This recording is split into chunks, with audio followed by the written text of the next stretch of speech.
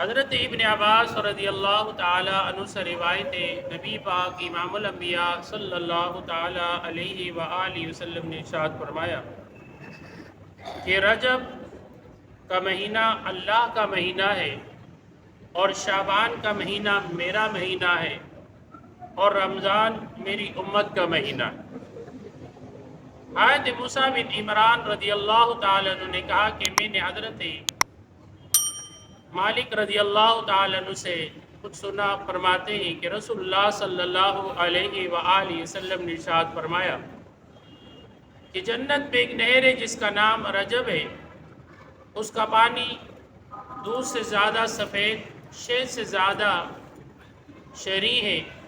جس نے رجب کا ایک دن کا روزہ رکھا، اللہ تبارک و تعالی اس کو اس نہر کا پانی پلائے گا۔ حضرت انس بن مالک رضی اللہ تعالیٰ عنہ فرماتے ہیں آپ علیہ السلام نے ارشاد فرمایا کہ جنت میں ایک محل ہے، اس میں صرف وہی داخل ہوگا جس نے رجب کا کوئی روزہ رکھا۔ یعنی کوئی ایک روزہ رکھنے کی اللہ تعالی رجب کی اتنی فضیلت عطا فرما رہا ہے۔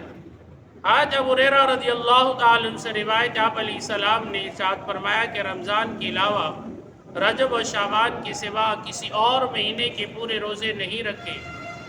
حضرت انس بن مالک رضی اللہ تعالیٰ عنہ فرماتے ہیں آپ علیہ السلام نے فرمایا جس نے ماہ حرام کے 3 دنوں کے روزے رکھے، یعنی جمعرات، جمعہ اور ہفتہ، اللہ تعالیٰ اس کے لیے 900 سال کی عبادت لکھے گا۔ تو سامعین محترم، یہ برکت والا مہینہ، عظمت والا مہینہ ہے، اس میں خوب اللہ رب العالمین کی حضور جو ممکن ہو سکے نیکی کی جائے۔ اللہ تبارک و تعالی اس بابرکت مہینے کی برکتوں سے ہم سب کو مالا مال فرمائے۔